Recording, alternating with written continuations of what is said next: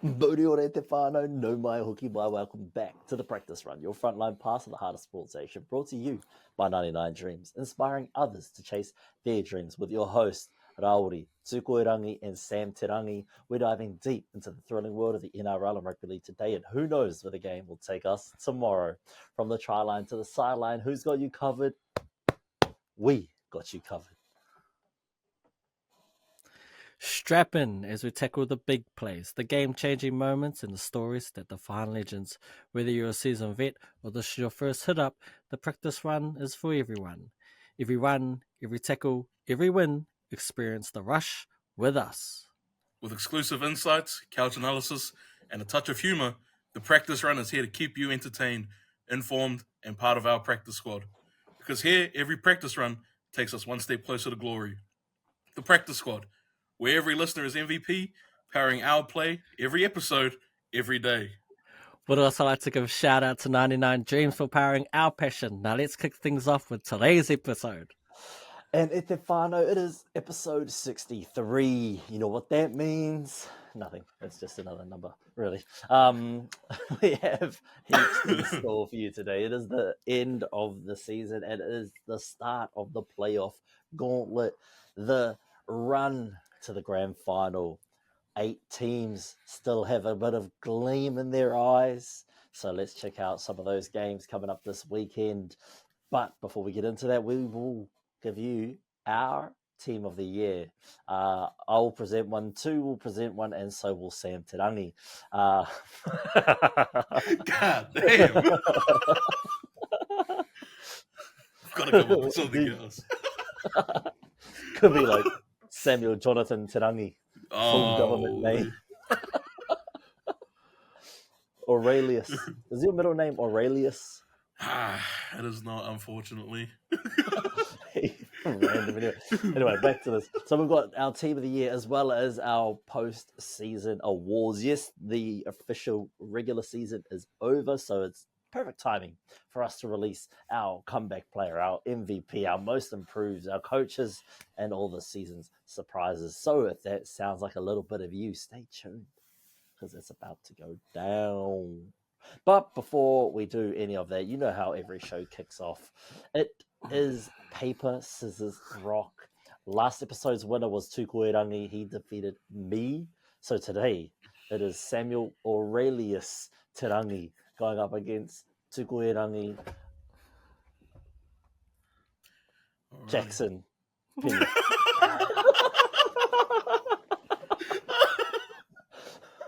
Oh, yeah. Paper beats rock, rock beats scissors, scissor beats paper. We say 1, 2, 3, shoot. Winners win and losers lose. Let's go. You call it. You got us. Hey, ready? 3, 2, 1, and I don't like that at all. Shut up with your I don't like it. Because you either draw or win when you do this. I don't. Up, go. What you got? What you got? Ooh, the synergy. All right. Okay, yeah, ready? 3, 2, 1, go. And then up.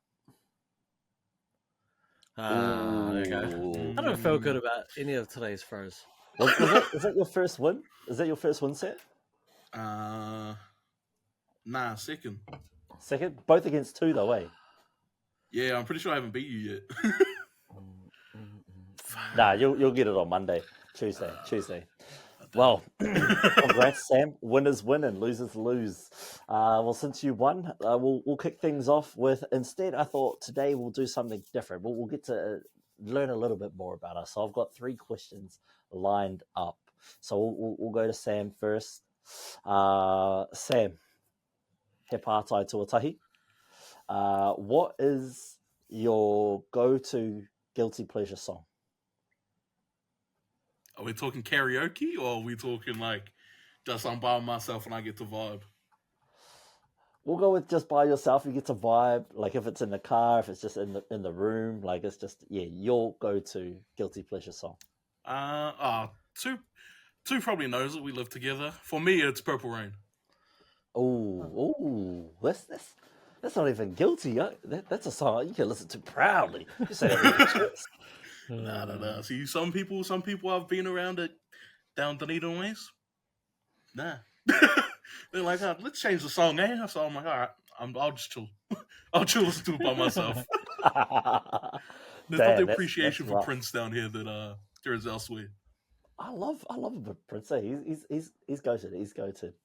All good. So the next one, what is one random fact that you think would be surprising that like not many people know about you?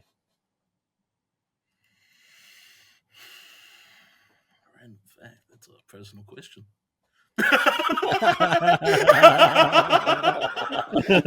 So a personal question to quote somebody in this call. Random fact. Random fact. It's always a hard one, eh? I had one that's no longer true. Shit. Nah, so I was gonna say, in finals that I've coached, I had never lost. Ooh. This year though, we lost the semi-finals, so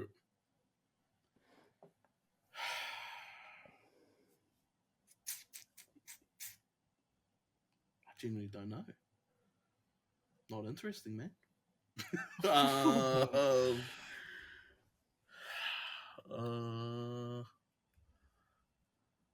Surely you got something. But I've literally got nothing. Yeah, What is it? like, Random fact, right? Did you say? Yeah. Random. Random fact. I was praying. Hey, we go question 1, maybe question 2 starts somewhere else, so I have an answer for it. Random fact. I am still undefeated in grand finals. Okay. In actual finals that I've coached. I'm 3-0. We'll take that. Yeah. We'll take that. Not bad. Congrats. Well, you survived the 3-question shootout. Now we go to 2. 3 questions for you, brother. No, he did 2, but let's move on. Yeah, no, yeah. I was like, hey. Oh, that one, yes. Man, you took so long to answer that. I thought I'd. But I genuinely didn't have anything for it. Eh? Oh. Okay. The third question. The third question for you is: would you rather be blind or deaf?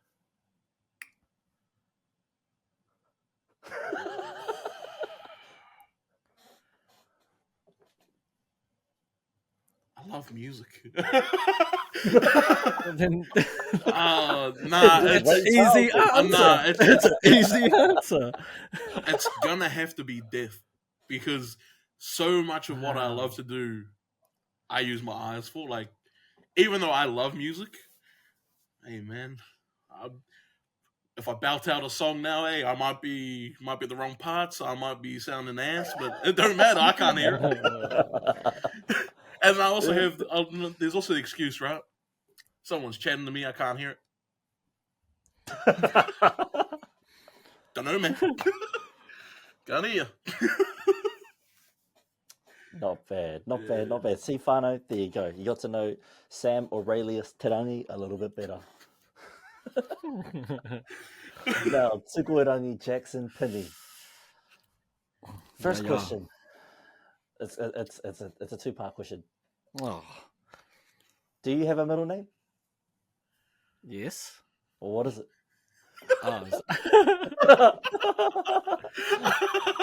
It's not Jackson. No, it isn't. It's after my dad and my uncle, Hone Mote. So that's my dad's name, Hone, and Mote is translation for Monty. So that's my uncle's name. Oh, nice. There we go. There you go. It's Get a not long Jackson. ass first name, and then the rest of the name's pretty short, and boom. Yeah, your last name's super short too. Makes up for it. It evens it out. Yeah. They're like, we're gonna give people a fucking mouthful in that first bit, and then the rest of it, they'll be able to get through it. Not bad. All right. Your second question is: what is your go-to comfort food? Go-to comfort food? Oh, it's probably McDonald's. Yeah, it would be some form of takeaways. I generally prefer Burger King over McDonald's, but McDonald's is right up the road, so it's more easily Convenient. accessible. Yeah, it's the more convenient of the two. So yeah, yeah, and that's partly the Breakers' fault too. I think if they were like sponsored by KFC, it probably would have been KFC. But yeah. Okay, and let's go with your third and final question.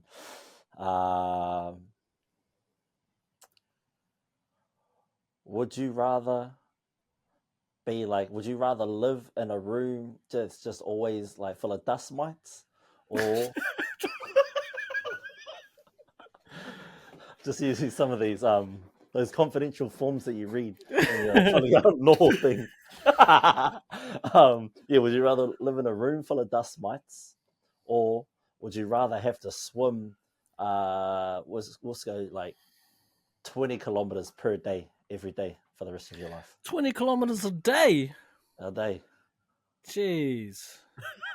That will take up like the whole day. Gee, I don't know how far it is to swim. Maybe in a current. Wait, in like open water? Yeah. Oh, an open water. I'm like, in I'm Sweden- dead either way. In Sweden they got their river and people like jump in it after work and they just float. Oh, the home. one where they just like cruise down a day. Yeah, gee, I want to go there. Oh, can I touch the bottom of the water? Nah. Fuck, then that's GG's. I can't swim 20 Ks.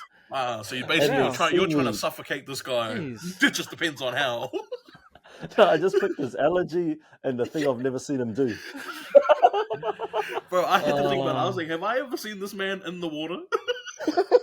So it's pretty few and far between. I lived with this guy for 2 years. Have I ever seen him in the water? I've just heard stories. Like once he was in a water boat, he had a life jacket. Yeah. The life jacket. Oh yeah, if I had a life check, I'd be safe.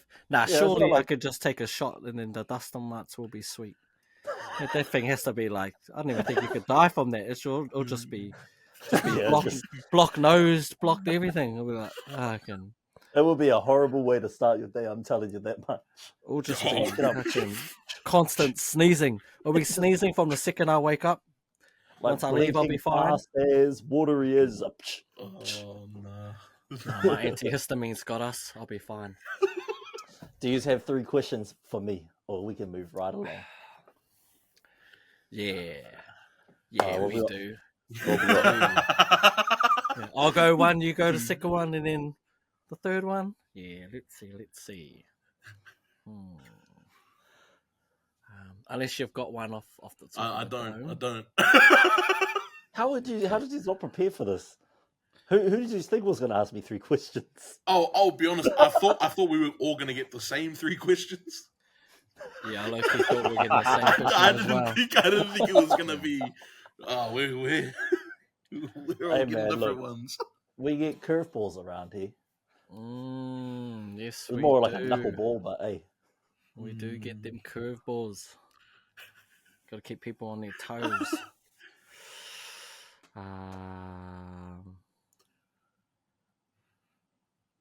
Can you Okay, let's- imagine missing? Yeah, okay. two? I got one. Do you Go. got one? Okay, we'll just start with this one.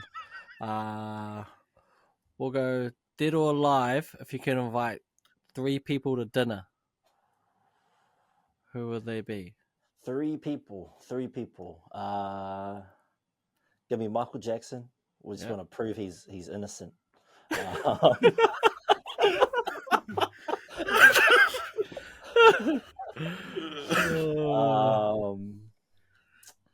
Give me. Who else? I've thought about this before. I had some real fucked up answers. Doesn't surprise me. You started with Michael Jackson to see if he's innocent. Yeah. I can't say that one. I'll tell you guys one of them off camera. The other one, I'll actually put it in the chat. Then we'll go with, what's that Cuban guy who started the revolution? Fidel Castro? Is that him? Yep. Yep. Yeah. The name rings a bell. So sure. Yep, that one, that guy. Yep. Yeah, and then I guess we'll round it out with Kobe. You said Kobe. Kobe. Yeah. Kobe. Yeah. The most random people to have it done, right? Here's my thinking behind having these people, including the one that I put in the chat. Is I You just didn't wanna have to say words. You could just do a signal for that one. No. We've got other people that listen around the world that's kind of a thing. So we can't do that. That's definitely a thing. But what I really want to do is tap into their mindsets and try and understand the things that they did and why they did those particular things. Because yes. I'm not just looking at what their whakaaro was, but I want to understand, what motivated them to get up every morning and really, because they excelled at everything they did until they, passed away. Fuck, they're all dead. Yeah, I know. I was going to say that. I was like, wow, he just wants to, all right. All good. But yeah, so, like every one of those particular people really excelled at what they did. Regardless if it was good or bad, they were just really good at it. And so I want to know what motivates them to be consistent with everything they did. Yes. Great. What do you have a question? Because I just got another one. God. He's still caught up on that one. He's just been spun. His world is spinning right now. I'm not gonna lie. Based on the first answer, I was wondering. You know what's cook up? When I read it, I was like, oh yeah. I was like, oh yeah. Fair enough. What was it? Oh yes. Actually, probably not too hard. Which grand final loss hurt more? The Ben Hunt drop or me going to bed? Ooh.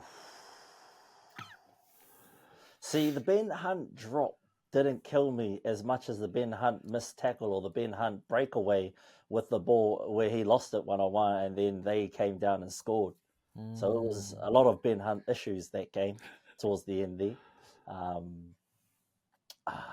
And you never want to lose to the other Queensland teams, especially like in a grand final, especially to a team that couldn't beat you for 10 years since they came into the comp. But to go on a scoring tear the way we did in that last game, like all we had to do was defend a little bit more. And it would have been the cockiest victory in like grand final history, just because of the players that we have on that team. So just because of that, and just because it was the Panthers, yeah. Because like you never want to be a team that like really solidifies another team's dynasty. You don't want to be that team that got dynastied. So yeah, it's got to be last year's. Alrighty.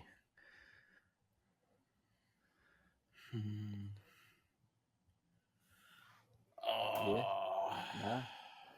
He doesn't got it. He doesn't got it. You got it? You got it? Nah, You got it? I had one and then I read the answer. Oh, so you don't have one? Nah, it truly took me away from my thought train with the question. Did I have another one? But don't you think like the one I put in the don't even like mention anything about the definitely not. Like, but don't you think it'll be interesting to have a conversation with them? I'll be honest, I don't know if he gets a word out, but my foot might be in his face before that. Nah. I'm just assuming there'll be an interpreter at the dinner, right? Yeah, well, I mean, shit, they're all coming back from the dead, so it's got to be something.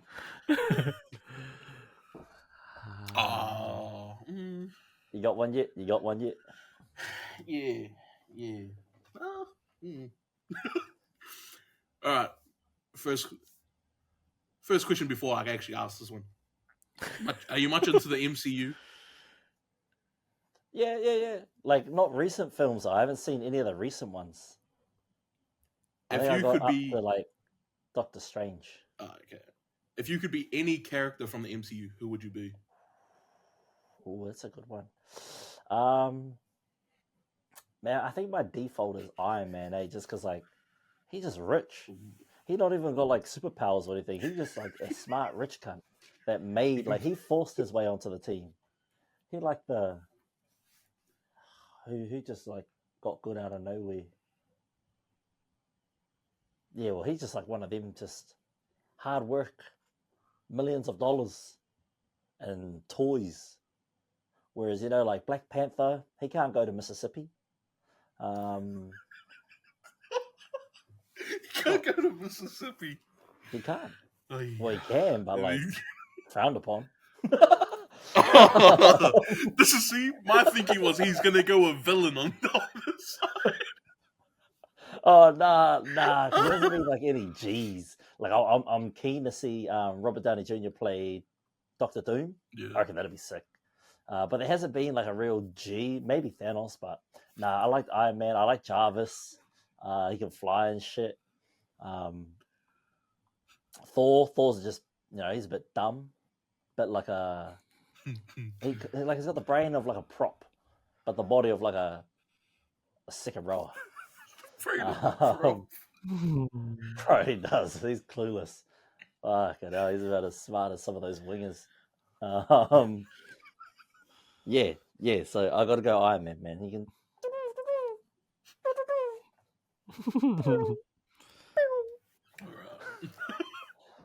None of those questions, funnily enough, were rugby league related, which was interesting. A little psychology test for you there. Back to the regularly scheduled program that I hope you guys got something out of, because you just get to learn a little bit more about us and some of the shit that goes on in our heads. There's varying levels of like fucked upness as you sort of hear some of our answers. And I think I'll probably be at the top. If you can see the chat. You can see the chat. Yeah, you'd see. But let's get into some of the yearly awards, starting with our NRL Team of the Year, our practice run Team of the Year, I should say. And this year it is sponsored by, hopefully next year we actually get a sponsor, but this year it is sponsored by, there was a fly in here earlier. Let's go with More Team. More Team Fly Spray. More smart, more safe, more team. Summer is coming, and summer brings flies, mosquitoes, sandflies, and all those nasty things. So get yourself some of the rapid fire, rapid spray, more team. That's more safe, more smart, more team. All right, so the practice runs Team of the Year, not sponsored by More Team. Let's kick it off with you, Sam Aurelius Tirangi.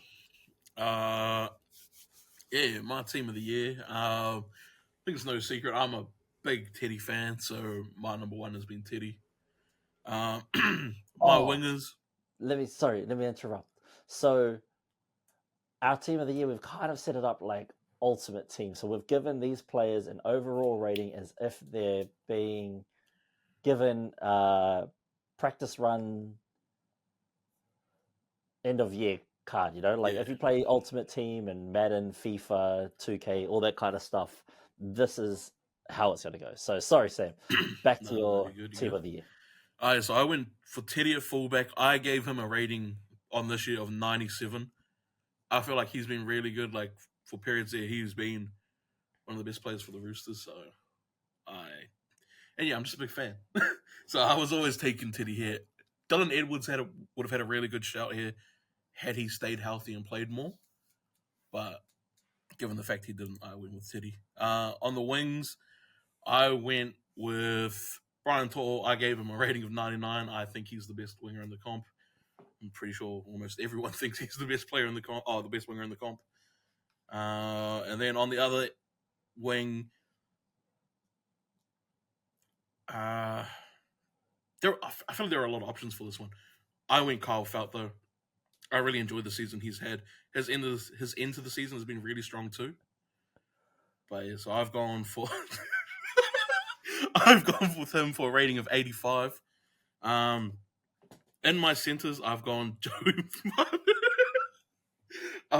Manu. I gave him a rating of 90. That's probably been a little bit harsh on him, but I also feel like compared to what I expect of him, he's had a relatively quiet season. And the other center spot I actually really struggled with. But I ended up going for Val. his end of the season, I feel like, has been really good. So I went with him there. I gave him an overall rating of 88. Had he been like consistent all throughout the year, he would have been in the running for the 90s. But yeah, I went 88. In the halves, Jerome at 7. For I think everyone, he's the Dally M, so he's got a 99 rating. At my 6, I've gone Tigers bias, Lockie Galvin. I gave him a rating of 88. I feel like he's been really good this season, just not quite good enough to crack the 90s. In the forwards, for my front row, I've gone Tapane. He is rated at a 99. I feel like he's the best forward in the game. I said that, I think, last week, maybe the week before. But yeah, I really like how he plays. I like how he leads from the front. So I've gone with him as one of my props. My other prop, little bit of a, to me, underrated pick. I really enjoyed this guy when I've watched him play all this season. I've gone Lindsay Smith. I gave him a rating of 84. He's not, like, by no means is he the best, but I also feel like he's been really good this season for a Penrith team that's had a lot of ins and outs. Also, covers the second row and then plays in the props. At 9, I've gone with Harry Grant. He has played a lot more than I thought he would have. He played 20 games this season. It definitely didn't feel that way. I gave him a rating of 96. He's not quite as good as he's been in the past, but I still feel like he actually had a really good season. My edges, I went Angus. The season he's had, unbelievable. I really thought he'd be lost at the game after last season. He had his struggles. He's come back. He's been super good. I gave him a rating of 95. The other one, Nikora. I feel like he's also had a really good season. He's improved off of last year. But I didn't feel like he had quite as good a season as Angus, so I went and gave him a 94. My 13, I wanted a way to get Cam Murray in there, but I couldn't. I feel like Isaiah Yeo has been really good for Penrith, and he's been one of their more consistent players, kind of just holding it down for them, along with Jerome. So I gave him a 97. That's my 1 through 13. Nice. There's some some good players there. 2, why don't you give us a breakdown of your team of the year? So yes, this is my team of the year. If you don't like it, hard luck. Comment in the comments of your team of the year, or who you think shouldn't have made the team, or who you think should have made the team. Anyway, I actually just switched my number 1 back to what I originally had. We were doing it before. I've tossed and turned between the 2 players. I've gone with this guy. I just think, for me personally, he is the player that probably means the most to his team. You take him off, they are a wooden spoon contender. You add him and keep everything the same, all of a sudden they make the 8. I think he's the only one where one player just means so much to his team. He pretty much is the team. So my fullback is Kalen Ponga. Special mention to Teddy. I gave Kalen a 94. My wingers, they were probably 2 of the hottest wingers to start the season. They have faded towards the end, but I just think for what they've done, they just earned a nod for me. So on one side, we got Zach Lomax with a 94, and we've gone with Dean Mariner. I gave him a 90 for the Broncos. Even though he played this second half of the season at centre, I just thought his start, I've never seen someone dominate AJ like he did, and then those tries he got at the start of the season was just next level. In the centres, we have gone with my captain, Critter. I just think the way he was able to transform that team, probably one, I'd say easily the best signing of the year, one of the most important signings in club history, and for that, he gets the nod, and he is partnered with Joey Manu, because of course Joey Manu was always going to make this team. They both got a 94 from me. The centres in the halves, number 6, I went with Matt Burden, probably the best season he's had with the Bulldogs, and I think he's finally taken that next level up. He got a 92. I can't remember if I said what Dean Mariner got, but I gave him a 90, if you were wondering. And Jerome Hughes is number 7, probably Dally M. He is the only 99 overall on this team. Going to the front row now, we have Mitch Barnett and Joey Tapine. Joey Tapine has just been next level for the Raiders and one of the elite props. He got a 96. And it was a toss-up between Barnett or Anafano Blake. I gave Barnett the nod well, it's kind of works against Anything All Black, but the fact that Barnett made his debut in Origin and he came on and made an impact, so that kind of gave him the nod, and he got a 94 for that. My hooker is Reece Robertson. Didn't really watch much of the Cowboys games, as you know. I don't really watch them play, but I got to see him in Origin, and yeah, man, that dude's the real deal. He was super impressive, and so he got the nod, and he also got a 94 overall. To the edges we go. Angus Crichton takes up one spot. I don't think I've ever seen someone have such a rich form when they come back. He got a 95, I believe. Yeah, and he's paired up with Viliami Kikau. His start of the year, once again, dominant. I think at one point he was leading the Daily M, which is, pretty rare from a position of second rower to be leading the Daily M at any point in the season, although it was early. That's still not to be taken away. So he got a 93. And, of course, at my lock, there was only ever going to be one person. I don't even think I considered anyone else. If you've been watching the podcast, you could probably guess who it is. Of course, it is that superstar, Paddy Carrigan, and he came close to getting a 99, but I had to give him a 98. So, yeah, a few Bulldogs made the team because, of course, they were going to make the team. And that is my squad. That is my team of the year. Hey, nice. Some good players in there. Some good players. I think we have a few consistent players throughout all of our teams. So let me get into mine. At the top, I've got James Tedesco. I feel like he is rated perfectly at 92 overall. He's aging. You got to bring age into the question here. On the wings, we've got Zach Lomax, rated 95 overall, so one more than two has. And then my other wing, just because he's been on a tear, like he is almost automatic when it comes to scoring tries, and that is Alofiana Khan Pereira. And I've rated him an 86 overall. Kale Edel is my centre first up. He's, a rookie doing what he's been able to do and the amount of games that he's got. I think he came in to the Sharks lineup halfway through the season when they had some injuries to the forwards and they shift Talakai into the second row and off the bench. And then that created room for Kale Edel to jump on. And I thought, he's been on a tear lately. He's most likely to win the NRL's Rookie of the Year because of other circumstances that have stopped the actual best rookie in the comp from winning. So Kale Edel, I thought, should be in there. My other centre is rated 96 overall. About to ruin his career and go to Union. I've got Joseph, fuck the Roosters, Manu, with his 96 overall rating. Another 96 overall. And he's played a lot of this season in the 7 jersey, but I put him in the 6 because it's his native position. And that's Jerome Luai. I just think that his maturity this season has impressed me a lot, and his leadership and his ability to sort of still be able to win games with the Penrith Panthers without Cleary. That's really impressed me. So I've got Jerome Luai there with a 96 overall. The other only 99 to make my team is Jerome Hughes. I think he is, in all three of our teams, out and out the best player this season. So he gets the only 99 on my squad. My props is Joseph Tarpany at 97 and Adam Whenua-Blake at 93. My hooker is Reid Mahoney. I've enjoyed what he's been able to do as part of this Bulldog squad. So I've put him in there, and he is a 90 overall. Then in the second row, I've got Ali Katoa. He's rated 93 overall.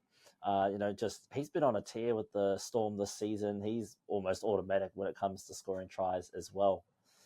We've got Angus Crichton on 98. He's had a phenomenal season. He big maned little Ruben Cotter, just pushed him away like he was nothing during Origin. Shook his head. He was confused. Like, why are you running at me? You're too little. Get out of here. So Angus Crichton gets that bit of a boost there. He's a 98. And yeah, rounding out my squad, the only Bronco to make the team, Mr. Consistent. He had 7 games in a row at the start of the season where he was the practice runs team of the week. It's Patrick Carrigan. Sam's shaking his head, but man, you weren't here at the start of the season, man. You don't understand the hype that we had on Patrick Carrigan, and yeah, Isaiah he was nowhere to be seen those weeks, man. Carrigan was carrying. He was hard carrying, man. He was like me when we're playing trios in Fortnite, just hard carrying. So that's my team of the year. Like to said, comment down below who your team of the year is and who you think was the biggest reach. Who do you think reached the hardest on some players and gave them the most BS ratings? It could be, Cal Edel's 86. It could be Jerome Hughes' 99. Y'all probably thinking Cleary, but I'm thinking, when did he play?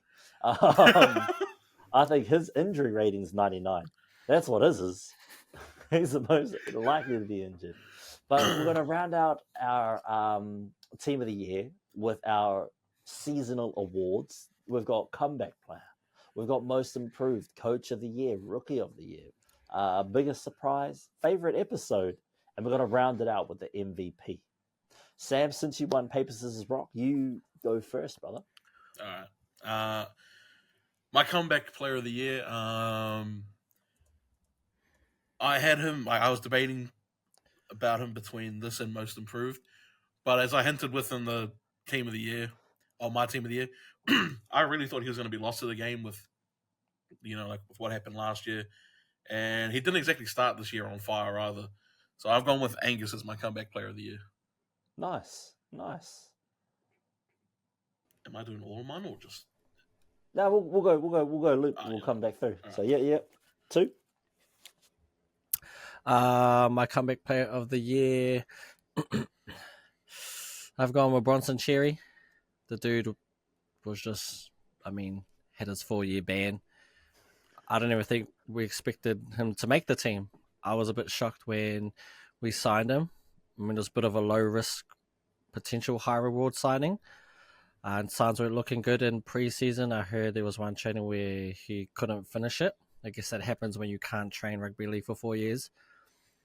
So I thought he would just be in the New South Wales Cup the whole year, really, and then next year would be the one where he would maybe get a shot. But the fact that he got a shot so early, I think it was, I can't remember what game, maybe like the 3rd or 4th game into the season, he got the call up.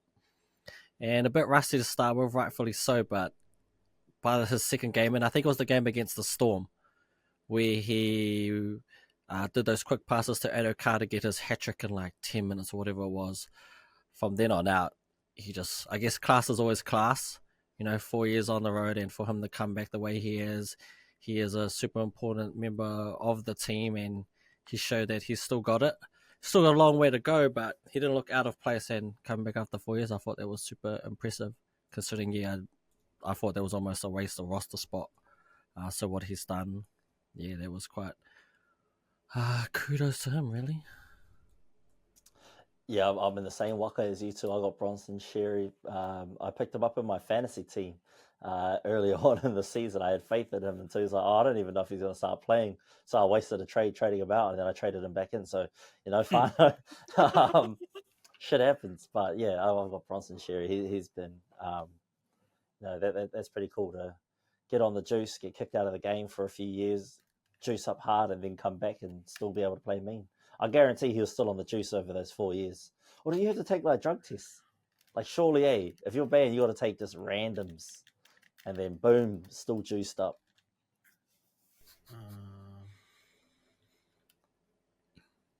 You're up, Sam. I'll be honest, I was thinking about what you said. It's my most improved player of the year. I thought about Angus. I thought about doubling down on Angus, but then I said, comeback player of the year. My most improved, I went with Wishart from the Storm. That's a good choice too. Yeah.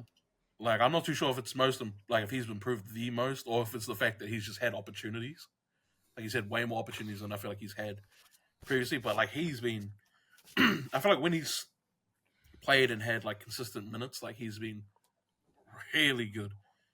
and he's a steal. He's a steal for what the Storm haven't met. But some teams come in and they're going to take him. They're going to take him because they're not going to be able to pay him what he's worth after this. Yeah, what about you two? Who have you got? My most improved is Zach Lomax. I thought someone who always had the potential to be like an elite level player. And who would have thought? New coach chucks him on the wing, and at points of the season, he was literally the best winger in the game. He had a period of like a month where no one could touch him, and he was just felt as though single-handedly, if he wasn't winning the Dragons games, he was keeping him in the games. And the result of that was making his debut in Origins, where he did not look out of place. In fact, I thought him and To'o dominated the Queensland wingers, so he looked really, really good. Kind of ended the season on the down, but at that point, he was kind of the only one on their team, really. Just him and Ben Hunt, that was it, and those two almost single-handedly got them to the playoffs. So for that, from being somewhat a mediocre centre with the potential to be great to being at points in time this season the best winger in the comp, got to give him his props for that. So yeah, Zach Lomax for me. Yeah, I'm the same, man. My most improved is also Zach Lomax. I came into the season, I watched, was it round 1 or round 2? I watched the Dragons, and Tyrell Sloan had a great game, and I was kind of just always keeping an eye on the Dragons, and then it went from Sloan to Lomax. I was like, far out. Lomax is having a mean season. His kick chase ability, just getting up under the high ball and contesting it close to the line. 9 times out of 10, he's either knocking it on or winning it and scoring a try. It's just, from a winger, you don't kind of get that consistency and effort. Like, you see some teams getting it from wingers, but not game in, game out every day. Like, this isn't even like a ball that you can test over the try line. These are short. They're kicking from like the halfway, or they're kicking from the opposition's 40. So they're coming in like, they're like, oh shucks, can we? And Lomax is able to sort of chance his arm and get in there. So that's why I think he's the most improved. And like I said, he did sort of slump towards the end, but I think overall that was the Dragons' undoing as a whole, as opposed to what Zach Lomax was able to accomplish this season. Interested to see how he goes next year. I mean, there's going to be a lot of pressure on him to continue performing at this level, but he gets a quality 7 to play with. So it's a huge upgrade to what he's currently got. So we'll see if that coaching ability is up to par. Over to you, Sam, for the coach of the year, I believe. Coach of the year, it pains me. It pains me to give this man his props. There's a lot of great options here. Bellamy is probably the favorite to get it, I think, just because of the season the Storm have had. But I had to give it to Serraldo. What he's done with the Bulldogs this year, I don't think anyone saw happening. Like maybe 2-3 years from here, but not this year. Not this year. So I've gone with Serraldo as my coach of the year. That's all he gets. Who have you got too? No surprises here. I've also got Cameron Serraldo as the coach of the year, similar to what you said. I didn't even have us as a top 8 team. I had us in the bottom 3, thinking that next year would be the year if we were going to make a move, it would be next one. But everyone's bought in. He got rid of the players he needed to get rid of. He just weeded them out. If they weren't good enough or they weren't ready to work hard, he let them go. And people have bought in. You had no choice, right? You're either going to buy into the system or you were going to let go. We got laughed at for buying all these utilities, and seems that most of them have worked out. Not all of them, but most of them have worked out. And, we got to a finals for the first time in what seems like forever on the back of our defense. So, man, I had to give it to him. And if it wasn't going to be him, it would have been Bellamy as well. Those were the 2 that I had at the top of my list. Look, man, I'm going a different route. I'm giving some props. Has this man even received Coach of the Year? I swear he always gets overlooked, but his team has always been performing, and they're en route to their 5th grand final. Their potential they have potential to win their 4th consecutive grand final, and they've lost. I don't know how many players. We earlier on in the season we made a team of former Panthers players that we thought could still compete against this current Penrith Panthers squad, and he lost his star player for majority of the season, and yet this team have still found ways to win. And you've got to give props to the coach because players can only get you so far. Look at Brisbane.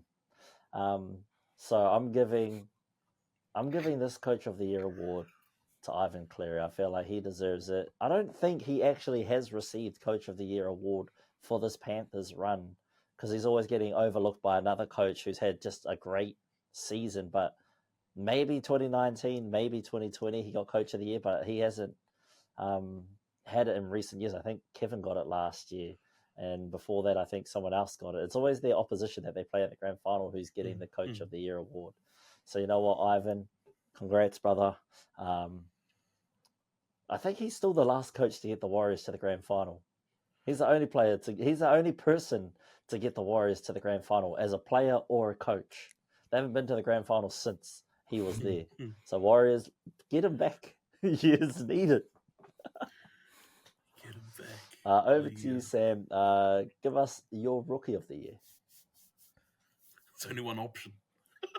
There's only one option here. Don't play for the Sharks. No, my Rookie of the Year, if it wasn't for suspension, he would be the NRL's Rookie of the Year. That's Galvin. It's lucky Galvin. It'll be a shame when he leaves the Tigers in like 2 or 3 years. I mean, he tried to get out this year. Yeah, well, I was like, I can't blame him. He had a broken hand. He had a broken hand, and they said, shoot that up and play, man. You're an 18-year-old half. But yeah, I've gone with Lockie Galvin. What he's done for this year has been unbelievable. A lot of the preseason talk was that he'd be in the centres. Was that he'd be one of our centres and that he wouldn't get given the 6 jersey straight away. He got handed the reins, and boy, did he take him. Boy, did he take him, and did he give us some hope. He gave us some hope, and yeah, unfortunately, the rest of the guys couldn't follow. But yeah, I've gone with Lockie Galvin. Who have you got to?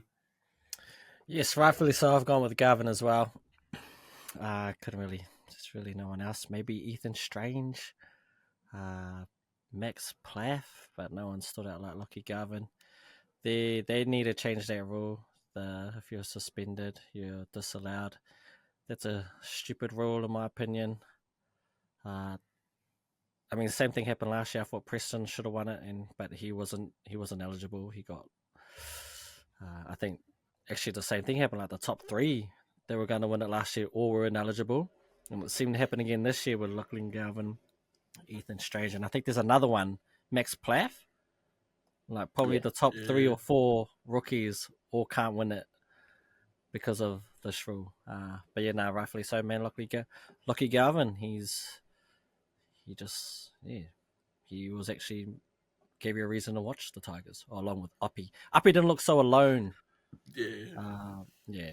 But yeah, that's what I had. Yeah, there's not much more to say other than Lachlan Galvin is the out-and-out choice for Rookie of the Year.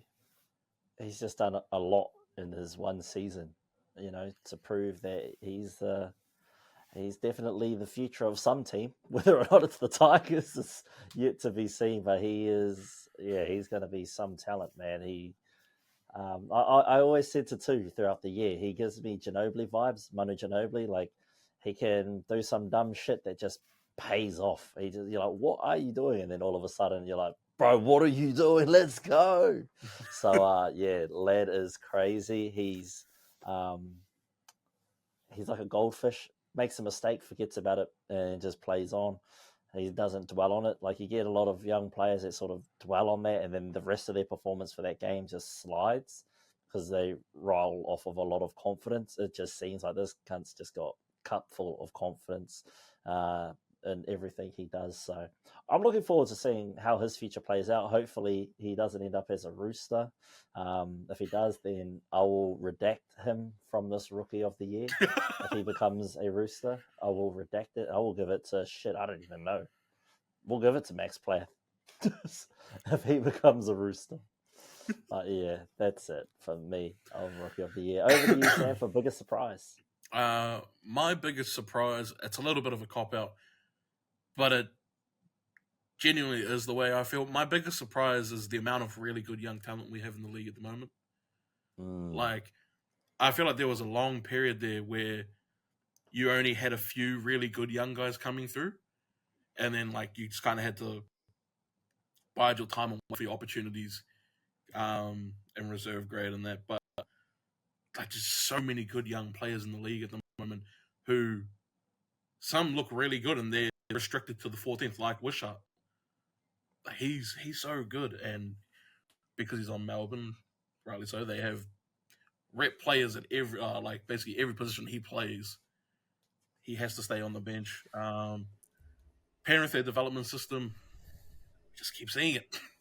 Just keep seeing it. They lose players, they bring through some young guy, and it's rinse and repeat. Yeah. So yeah, that's probably my biggest surprise, is just the amount of really good young talent that's in the league. What have you got too? That's a mean one. Yeah, hate to do it. Sorry, man, but it was the fall of the Broncos. I thought they might have a drop off, but not like that. Not like how their season's gone. I think I had them at least pinned in the top 4, even after the few early rounds. I was like, nah, they'll be okay. I think I might have still been on the bus while Arwady was ready to burn that bus down. I just thought they could turn it around. I really did. Just wasn't to be.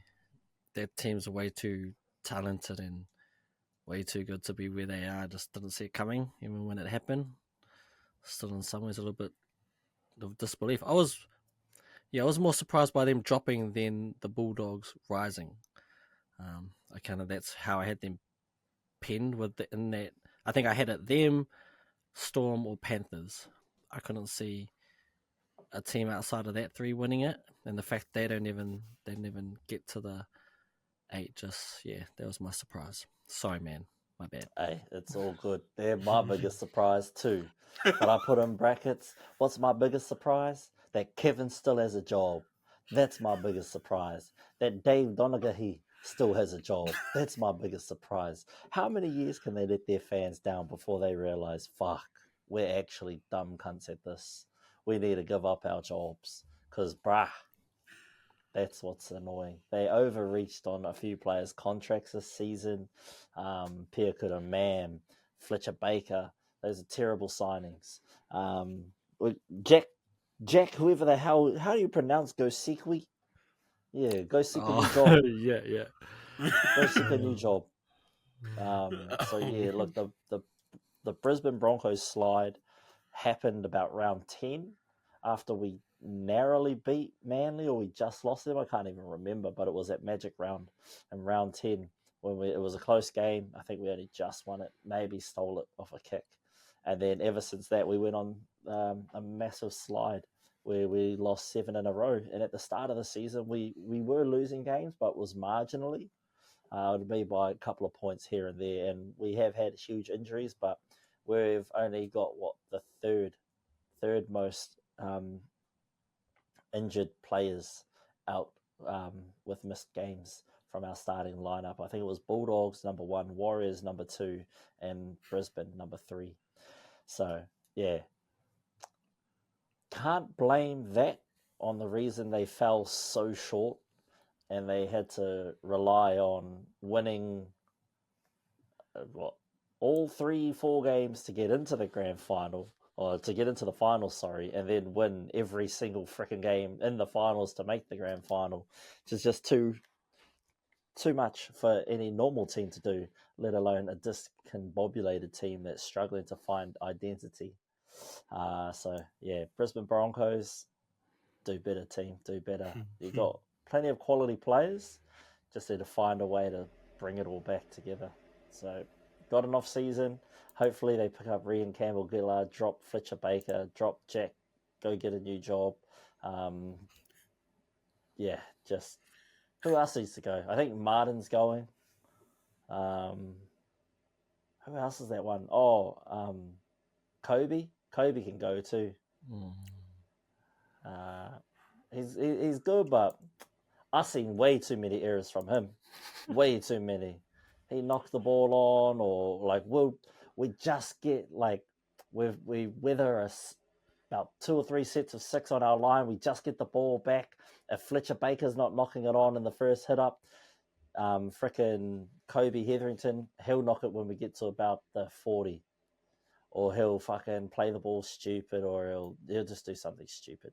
So, yeah, lots of changes need to happen. They just need to get back to the basics, I think. Stop trying to just play hero ball 24/7. Sam, tell us your favorite episode. My favorite ep was ep 50.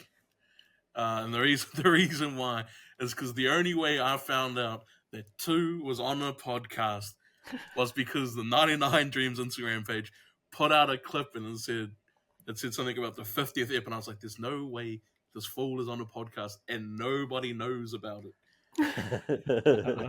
I had up all my mates who know him.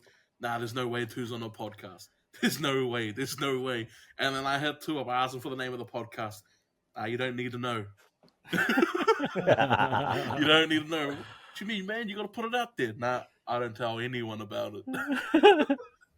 So to me, ep 50 was my favorite because I found out about it and couldn't believe it. Oh, you. But what about you two? What's your favorite ep? We've had a few good ones. One of the ones that stand out for me is episode 37 for the introduction of the My GM mode. It was just an idea, just something, it was thought up on the spot, and we kind of just winged it, and we've gone with it, and it's kind of grown into its own little thing, I feel, it's kind of got its own little spot, and it's a good like mental exercise, and it just lets us think of all the possibilities of what could be. And actually having the My GM mode kind of leads you to be on the show and kind of fill in that third spot that we've been looking for, and here we are now. So it also gave us headaches with all your millions of trades and we'd always try to pull off like the 17-player trade or whatever you did on the last episode. Yeah, it's all good. And that was, I knew like half the reason asking you to do it is because I knew you'd do that. I was like, this guy, like, because we were making it up as we were going along, like we had no idea. And I just knew, I was like, I bet you if I get him, he'll poke holes in everywhere and he'll do things that we like just wouldn't think of or like hadn't thought of. So I knew you'd be like, the things you'd do will like have to make us think and make us change like the way we think, or have to like add rules into it and stuff like that. So, and sure enough, you did exactly what I thought you would do. And probably made GM mode a lot more better actually for it. So yeah, that's definitely probably one of my favorite episodes for that. Yeah, man. Speaking of My GM mode, Tuesday's episode, tune in. I'm rebuilding the Parramatta Eels, so make sure you check that out and see what I do with all the leftovers from almost every team. But my favorite episode is episode 47, the Origin Decider wrap-up. That was the end of Game 3. It was like midnight. It was a long episode too, because we still did an hour after the game. Just recap it, because we were just so over the moon. New South Wales won. It was a dominant series from New South Wales.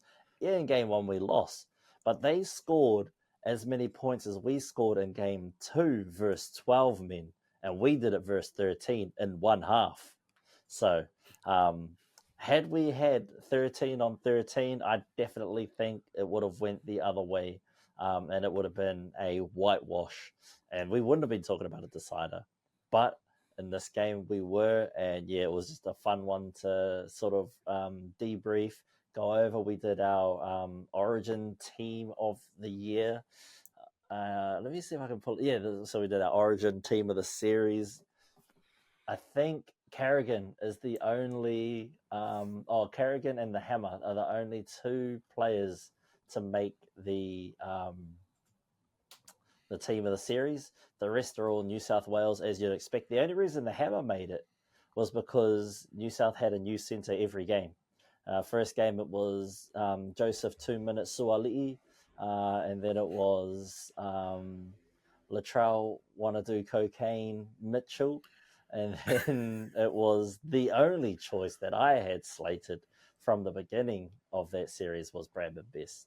I was talking to two. I was like, man, it's got to be Best, and he's like, nah, they'll probably pick Latrell. I was like, man, like they will, but Best is probably the best decision. And he made a couple of errors. He made a couple of errors, but boy, did he make up for it. And if he, didn't lose those balls in those two chances he had early on, those were probably tries. And so, just even, talking about that episode, it just brings back that moment of time where we were. And it was a fun episode. I quite like those Origin ones. It's shit when you're in it because it's so late. So But long. So long. after like doing it, editing it, and like making sure that it's out for you guys, it's kind of fun. It's kind of fun when you look back on it. Like I think almost all these episodes are fun to look back on and be like, yo, like 63 episodes done already, and we're in September. It's crazy. We've already hit a milestone with episode 1, sorry, and then episode 50, and now we're at episode 63. So yeah, it's cool, it's fun, and it's gonna keep going. So make sure you tune in every Tuesday and every Thursday, 12:30 p.m. New Zealand time, and catch a new episode of Practice Run. Sam, let's round out our yearly awards with your MVP. There's only one. There's only one option here. It's Jerome.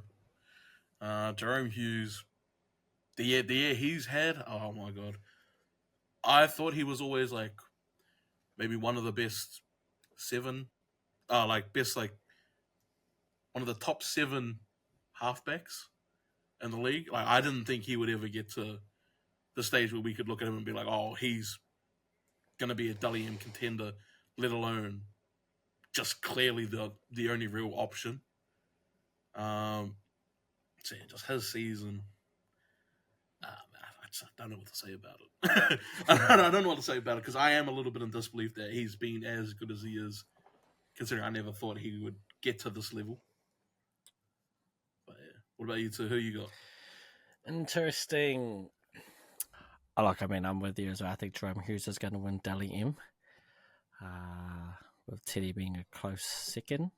So I've gone with the guy who I've just been talking about on this podcast, I feel, since week 1. Holds the record for most consecutive Player of the Week's awards for your 99 Dreams Team of the Week. So rightfully so. I mean, this guy to me, arguably the best lock in the game. So just giving him his flowers more than anything, because I do think Jerome's going to clean up at the awards. I do think that. So for this one, I've gone with Paddy Carrigan, because that's my boy. One of my favourite players to watch too. The way he defends, the way he runs, the way he passes. He's got it all, man. He's a complete player. And honestly, if I got to start my team with one player, it would be hard not to pick him. If it's not him, then it's probably going to be a 7. That's just, I guess I just hold him in that high of a regard. But yeah, Paddy Carrigan for me, and obviously Jerome Hughes. Those are the two. Hey man, mad love to Paddy, bro. Good to see a Bronco get some love, but this season doesn't warrant it. So I've gone with the only 99 in my team of the year, and that is the Jerome Hughes. He's been able to evolve his game almost every year. He gets better. He finds something new, and he refines what he already has, but adds something new to his belt. Because wasn't he a fullback to begin with, and now he's in the halves? Like that to me is growth. And I was a big fan of Luai's growth this season. So it's only right that the crown goes to the king, and that is Jerome Hughes. It was going to be Kalen Ponga. Stole it at the last moment. Warriors fans still salty about it. Eat it up. Who's still back in the playoffs? The frickin' Knights. Who's at home watching? Fucking everyone else. Man. Just real quickly on the Jerome Hughes thing. I've always had him up there. Like obviously Cleary won, but for me he was always in that next tier. It was him and DCE were kind of the next two armies. So yeah, like I've always thought he's been one of the best one of the best sevens point blank period in the game. But I think this year he took us to maybe in terms of best players. You might have had him top 10, maybe fringe. He was always looked at as like the third wheel on that Storm team. Everyone always talks about Yeah, Harry Grant, Munster, and even Pep before they talk about him. Which Loki used to always piss me off no, because it's they would because he's always a talk Kiwi, about. brother. He's Yeah, I know, but Maori and he's a they'll talk Kiwi. about the three and never about him. And yeah, I think this year, rightfully so, man. I feel as though that is his team now. As good as Munster and Grant are, he was able to carry them while they weren't there. So yeah, I feel as though now he's gone from being like a fringe top 10 to now he's, probably in form, one of the best players in the world right now. And at worst, he's got to be in like your top 5. Like to me, he's a top 5, probably top 3 player, regardless of positions. That's kind of like for me the leap he's taken. But yeah, that dude, I feel as though for the last 2-3 years he's just been flat out elite. If it wasn't Cleary, honestly, I think it would have been him as the best 7. But yeah, Yeah, no, 100%. But like I said, man, if he wore the green and gold instead of the black and white, oh, he would have been hailed years ago, man. 100%. I just hope the bro plays for the Maori team next year. What gets me with a lot of these Australian clubs is that they don't let their players play um, in their All-Star game because they don't want to risk them getting injured. But you get to see Maori faces, and it really inspires the young rangatahi coming through the game to want to be like their favourite Maori athletes. Same with the Indigenous All Stars; it really inspires them. So hopefully, we get to see Hughesy pull on that jersey next year for the Maoris. Because man, I love watching that All Star game, bro. But I need to just see some of the lads. Give us Luai, give us Hughes, for real. If there was a KP. stacked team, like if you could stack both teams, that game would be one hell of a game to watch. Shit, yeah. Well, there's Just, talks, right? There's talks, right, that next year is going to be at the end of the season. Oh, that's an see, easy even fix. better. Like, yeah. Even Man. better. So hopefully, if they did that, yeah, you'd be able to squeeze it in at the end of the year, and you'd have everyone available. Yeah, Who would our centres be, though? Val? Yeah, can he play? He can't play for the Indigenous, can he? Can he Nah, play but I'm pretty both? sure he's Maori. Yeah, I think he does have lineage. Yeah. Matt Timoko, surely he's one. Is he Maori or is he Cookie? I don't know. It's always those questionable. Like it sounds Maori, but they actually Cookie. I don't know. Yeah. But anyway, we'll get to that. But speaking of teams, tune in next Tuesday because we will be bringing our projected Pacific Cup teams. So make sure to tune in for that. But moving right along to Friday night. No Thursday night bangers anymore, ladies and gentlemen. But Friday night, 9:50 p.m. Panthers take on the Roosters. What do you got? Yes, let's go. Kicking off your Premiership Gauntlet Round 1. It is finally here, Fano. The moment we've been waiting for. We have about a couple of weeks to find out who will be, who runs the gauntlet and takes home that trophy. And it starts with Penrith Panthers playing host to the Roosters at Bluebet Stadium. Bro, I thought you were going to say blue balls. Through me. It's Bluebet. Through me. And what a game. You have the defending, reigning 3 times champions. So I feel as though it's only right that they play on Friday, the first game. Obviously, no Thursday banger, so surely it has to be a Friday banger for you. Look, this will be an interesting one, right? The Roosters, without 3 key players, as we know, with the injuries to Brandon Smith, Victor Radley, and Sam Walker. Look, they might be a bit injured and missing key players, but you still have to at least give them a chance. You still have the likes of Tedesco, superstar Joey Manu's back. The wingers, Tupou and Young, are back. You still have the wily vets, Luke Keary, and a formidable forward pack, Spencer Leniu, Lindsay Collins, Angus Crichton, So I wouldn't say it's over. They still have a chance. but they are facing a Penrith team that is almost, well, pretty much full strength. Their 1-7 is, that's their full strength team. I can't find any weaknesses. I mean, Paul Alamotti, he wasn't the starting centre at the start of the year, but we don't talk about that other centre. And their forward pack, I mean, Leota, Fisher Harris, the Bash brothers, Scott Sorensen is back, Liam Martin, Isaiah Yeo, Mitch Kenny. I mean, I don't even really have to say it. Hey, Terrell May bringing a new way to sort of talk about the Bash brothers. Yes, well, off their bench, right, you got May and White. I mean, they've been a solid duo. I really like it when they come off the bench for this Roosters team. They kind of change the dynamic of the game and they change the pace. History says Panthers are going to win because I believe the Penrith Panthers have won 10 out of the last 11 games these two have played. And in fact, they have won 9 on the row, dating back to it's either 2020 or 2019 was the last time that these Roosters beat Penrith. Damn. And some of the games haven't even been close. I think the last few years it's been absolutely dominations, but that's kind of been the Roosters' Achilles heel. Their winning percentage against top 8 teams, I believe, was one of the worst.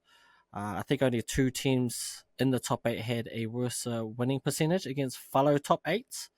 I think they came in at, what was it, something like 30% win rate? I think they only got 3 wins against fellow top 8 teams. 1.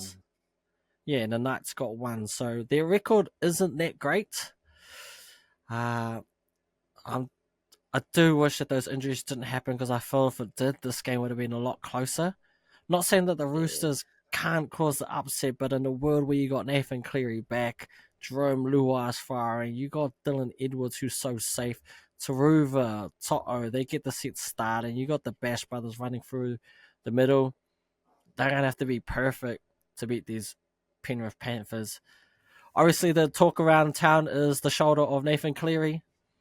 You know, Mr. Wannabe injured all the time, and that's something that if you're the Roosters, you have to attack it. There has to be part of your game plan. Within the first set, you have the ball, or the first 5 minutes, you want to test them. I think it's Angus Crichton is on his side, so expect the short ball to Angus Crichton to just run straight at Nathan Cleary. That has to be on the radar. And even throw Spencer Leniu his way. You have to throw those big boys at him early, test out that shoulder, see if he can hold up. I think Nathan Cleary, though, he has a tendency to be pretty good lately in big games. And he's well rested, so this is his run to the title. And I think he'll be ready to go.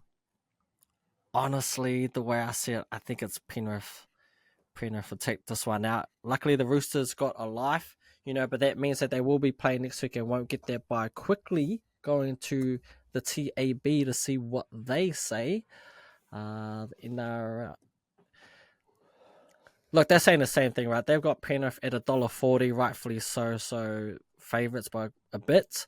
Roosters playing $2.95. If we go to the line, they have Penrith at -8.5 points. If you are looking at winning margins for Penrith, 1 to 12 pays $2.80, 13 plus is $2.45. With the Roosters paying $3.90, that's 1 to 12, and 13 plus is $8.25. For those looking at anytime try scorer, To'o is favourite at $1.80 for anytime, along with Taruva. And for the Roosters, it is Young coming in at $2.15. So there's just a few bets. I'm going with Penrith for this one. If I had to place a bet down, it would be Penrith to win between 12 points, a $10 bet there. It's not really paying much, but if I was to do something, that would be it. $10 bet, so what that returns $28.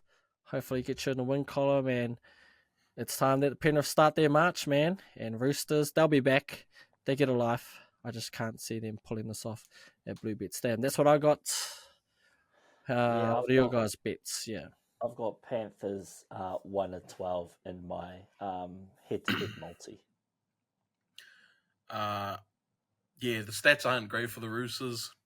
Their top 8 stat, the top 4 stat is even worse, I'm pretty sure. It's horrendous against Penrith and against the Storm. I'm gonna back the Roosters. I want to back the Roosters. I do think they're just going to send so much traffic down Cleary's way, and he's going to have to tackle with that shoulder. They're going to test it out. And so I really think they're going to do that. And I think if Cleary gets close to that line, I think Angus is coming. I think Angus is coming, and he's going to get him. He's not going to miss him. So, yes, I'm I with you on think... that, eh? The Panthers' success solely relies on Cleary's health. Yeah, well, I also look at it. I don't know, like, with their bench, I don't see how they don't take Cole, or they don't take Laurie, or they don't have Schneider on the bench there. Because at the moment, he's... Damn. Who's there, 17? I looked at it, it's all forwards, right? Yeah, I'm looking at it. Schneider's not... He's 19th. He's not even 18th man. Yeah, I don't see how you go into that with all forwards and think Cleary is definitely getting through that game. I think you have to take a backup plan just in case. I'm just going to take the Roosters to win. There is a way in which I think the Roosters could blow them out, but I wouldn't back it. I wouldn't back it, so I'm just going to take the Roosters to win. The thing is, Roosters have so much attack threat. Like, they are able to run up scores on teams. History says they don't do it against the top 3 or top 4 teams. But yeah, I'm going to take the Roosters to win. Ooh, interesting. Yeah, I was high on them. I was high on them, and then all the injuries came, and then the more I looked through their team, I was like, granted, a lot of their attack comes from Sam Walker. I don't think it's like as big a out as it's. See, I was high on the Roosters until all the injuries, and then like that's changed. Like, I had Roosters going all the way, but the injuries have changed my mind. Yeah, I've still got them. I'm still backing them in. Jeez, it's gonna be tough. It's gonna be tough on them. I think they need a massive game from Joey Manu if it's gonna happen. Like, they need Joey Manu from like last year. This year's Joey, I don't think that cuts it. Speaking of tough, Saturday 6:05 p.m. Melbourne Storm hosting the Cronulla Sharks. What do you got for us? I had a quick look at the history between these two the last 2-3 years. They've played 4 times. It's 2-2. 3 of those games have been at Amy Park, where the Storm are 2-1. The one win, though, did come this year for the Sharks at Amy Park. It was 25-18. The Storm didn't have Hughes, Paps, or Coates in that game, but they did have Hines and Trindle.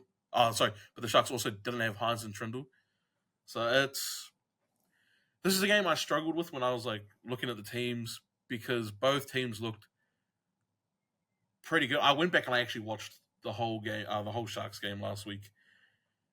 Man, did they look good. They look good. They look like they were firing.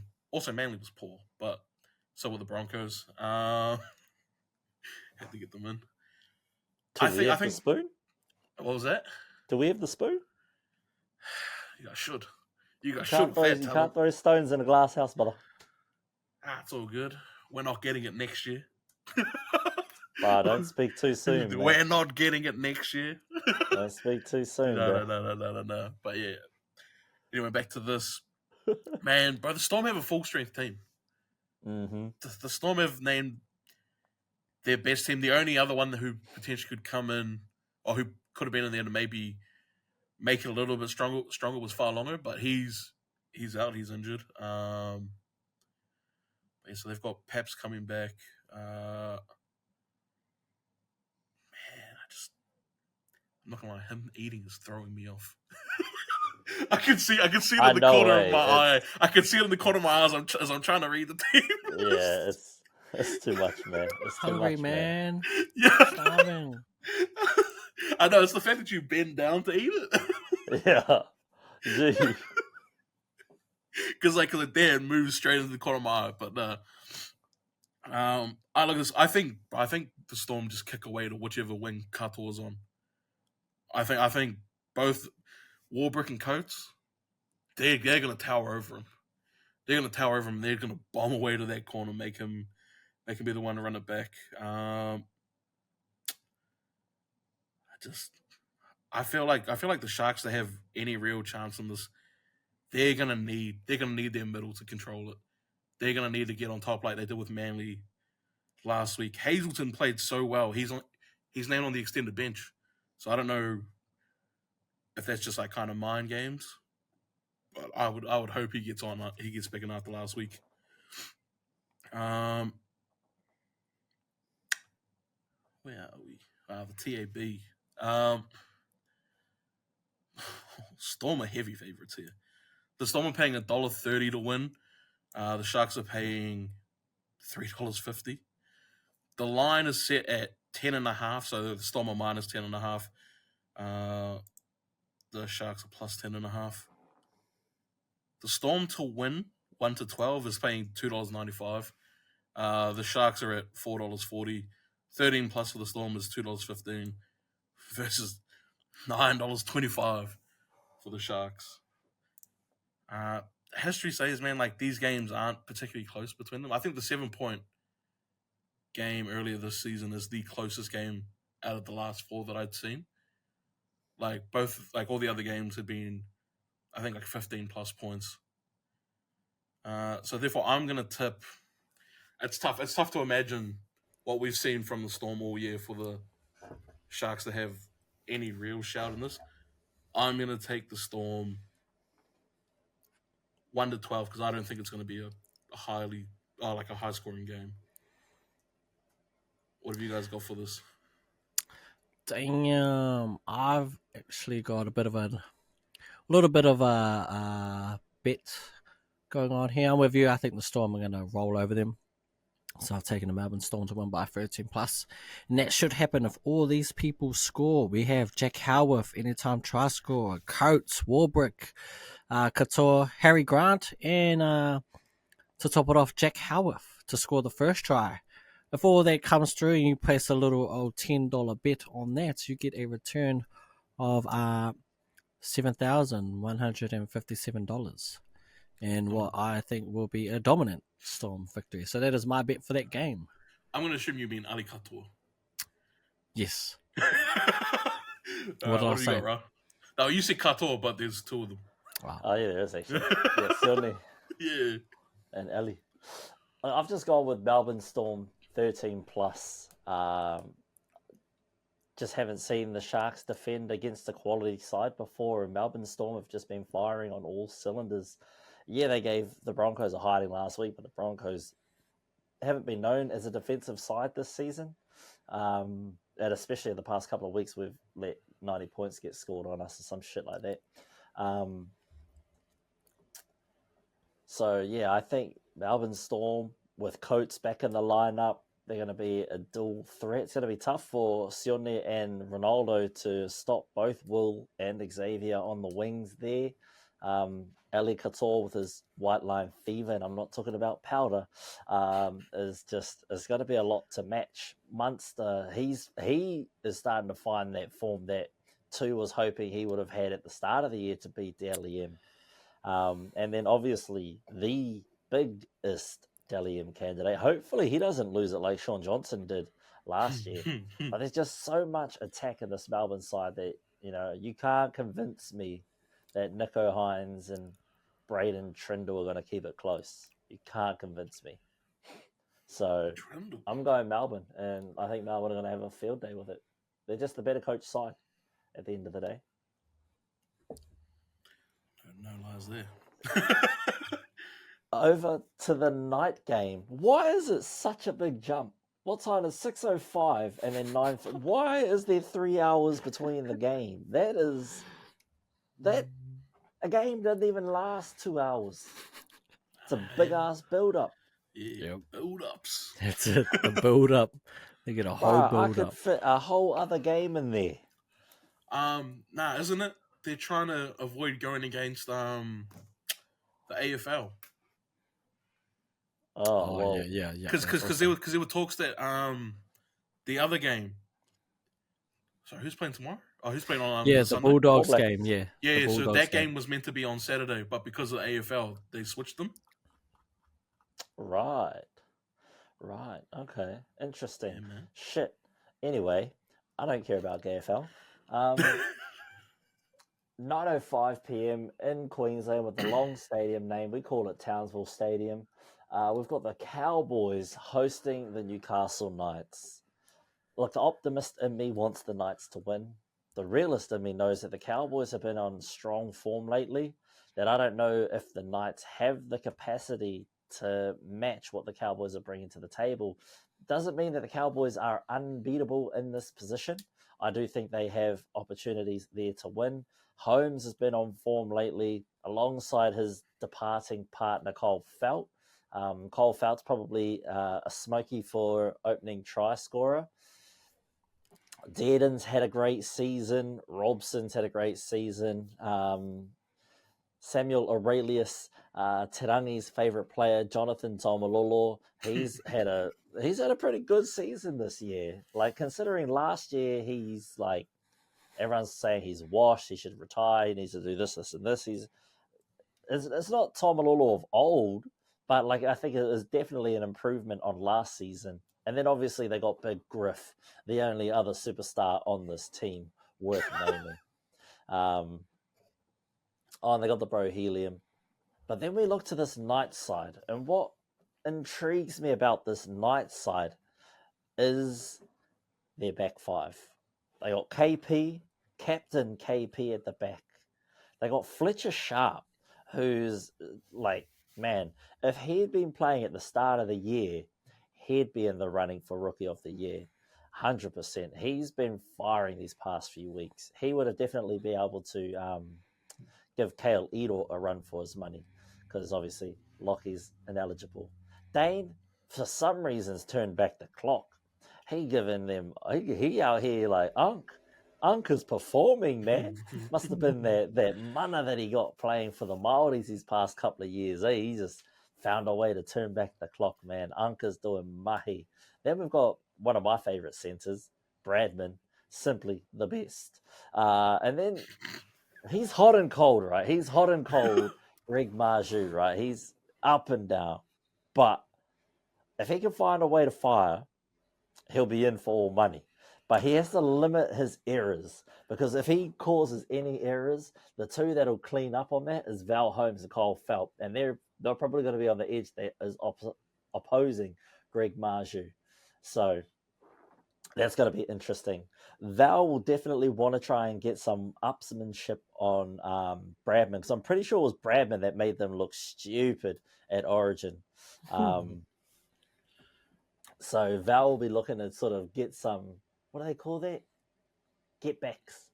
Get his, something like that anyway. The halves, I don't get it, eh? They got Phoenix and Jack. I don't know what they think about that, but it is what it is. And then we've got Leo Thompson. He's a hearty. Adam Elliott, he went off last week, man. He had a great game, I thought. And, you know, that's got to be some worrying signs for Cowboys fans to look at. And I think, like their coach did say, the Knights coach, he said, if it gets into an arm wrestle, he's confident the Knights can get the job done. I agree. If it's a close game like that, I think the Knights have the resolve to sort of edge that victory out. But if, you know, the Cowboys, like they have been the past few weeks, get on that roll early, it's going to be hard to stop them. It's like, yeah, just a good downhill run, and, you know, in a football, can't stop a good downhill run. Get some good lead blocks. That's what this Cowboys team is kind of like. So, over to the TAB. The TAB agree with the Cowboys and think that the Cowboys' last 4 games with a win-loss, win-win, get the Cowboys over the line here. But they have the exact same win streak as the Knights with a win-loss, win-win. The Knights, however, haven't been able to beat many of the top 8 teams, whereas the Cowboys have apparently the best success rate at 70%, meaning they won 7 out of 10 versus the top 8 teams. However, some of those wins came during Origin period. I remember when they beat the Panthers didn't play Luai, they didn't play Edwards, and they didn't play Martin. So they beat, like, you know, their C squad. Grain of salt with some of those, but stats are stats and wins are wins. The line is 7.5, paying $1.83 for the Cowboys, plus 7.5, paying $1.98 for the Knights. Cowboys to win 1-12 is 285. 13 plus is 240. See what I mean? The TAB think that if the Cowboys get out on their roll early, it's going to be a big score. However, if the Knights win it, 1-12 is paying $4 and 13 plus is paying $8. I think the Cowboys probably get it done, and if they do, yeah, you're probably looking at maybe like a 14, 16-point win margin. But I think the Knights can get it done. Kalen Ponga probably steals another Dally M this season if he gets it done. Sorry, Jerome, it's going to Kalen. I've got Knights 1-12 paying $4. If you're looking for an anytime try scorer, look no further than Fletcher Sharp or Kyle Felt, or find a way to pair them both in. And if you're going to look to do a 3-person try score, I'm not going to point out how much it's going to win you because I'm not doing it. I'm just reading the names off the sheet here. I'd go Fletcher Sharp, Kyle Felt, and you might as well go Jeremiah Nanai. Not Nane, it's Nanai. As your anytime try scorers. If you're looking for a first try scorer, look at either Kyle Felt, who has a pretty good track record these past 4 or 5 games, or Fletcher Sharp. Both players often get their teams off the mark. And look to Val Holmes to continue that, like a perfect kicking streak that he's currently on. I don't think, what is he, like 30 goals, none missed? Something like that, eh? So that much? It's He's like definitely mid-20s. Mid-20s, yeah. Same. 30, 20, same. What do you guys got? Who you got winning? By how much? Yeah, it's a tough one. I thought the Cowboys at home would have a massive advantage until it was the Knights. I think if the Dogs had to go there, if it was Manly they had to go there, if it was the Raiders they had to go there, they had a massive advantage. At being the Knights, I'm a little bit more worried. Was it that Knights game early on in the season where they beat the Cowboys at home? No. They played in round 2. Cowboys won 21-20. Yeah. Yeah. So it was them that just edged it out. Yeah. When I looked at it, the last 3 seasons, the Cowboys have played the Knights 3 times, all in Queenstown, all in, what are they? All up there. all up there. And yeah, so it was a 1-point game this year, a 2-point game last year, and then the Cowboys smoked them the year before that. That's a tough one. I'm going to go the Cowboys. Actually, sorry, what's the line? The 7.5. 183. I'm gonna fence at this game because I don't know. I actually don't know who's gonna win.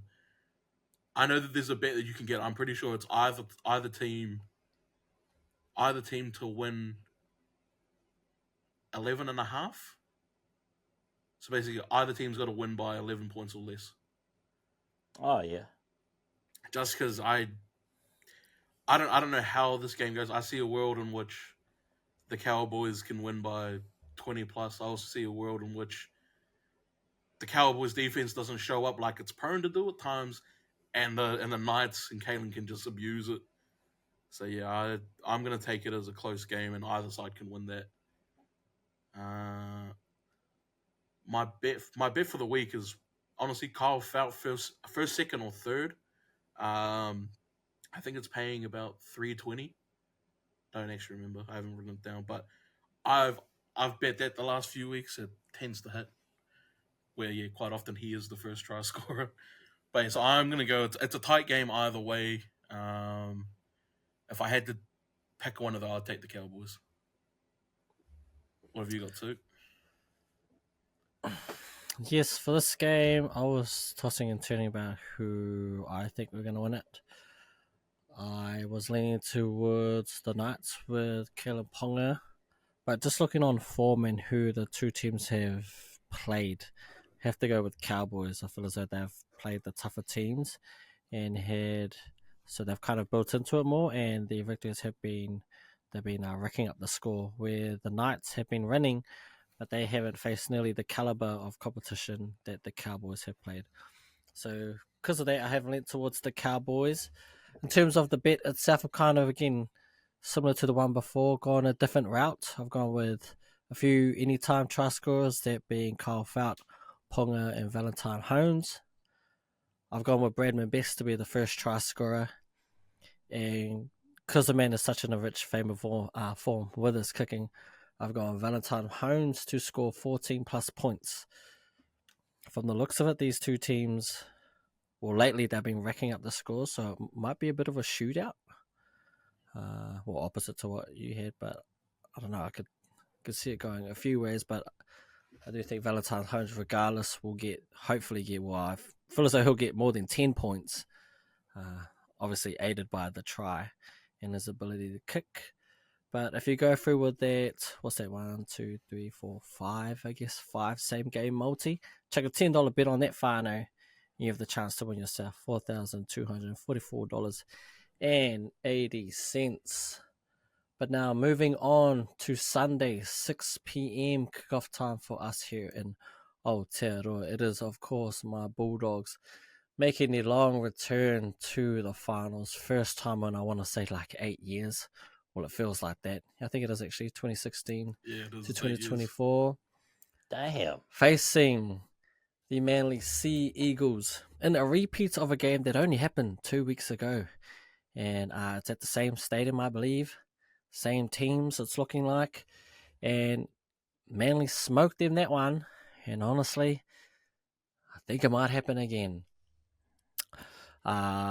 Looking at the Manly team, obviously they got the big inclusion of Turbo. He is back from his 1 game layoff. Luke Brooks, shout out to the man. It took him somewhat 250 games or something like that. He has finally broken the curse for the longest games among active players before they make their playoffs. So this is his debut. Turns out, his first playoff games after all those years. See what happens when you don't play at the West Tigers. You get to play team. finals footy.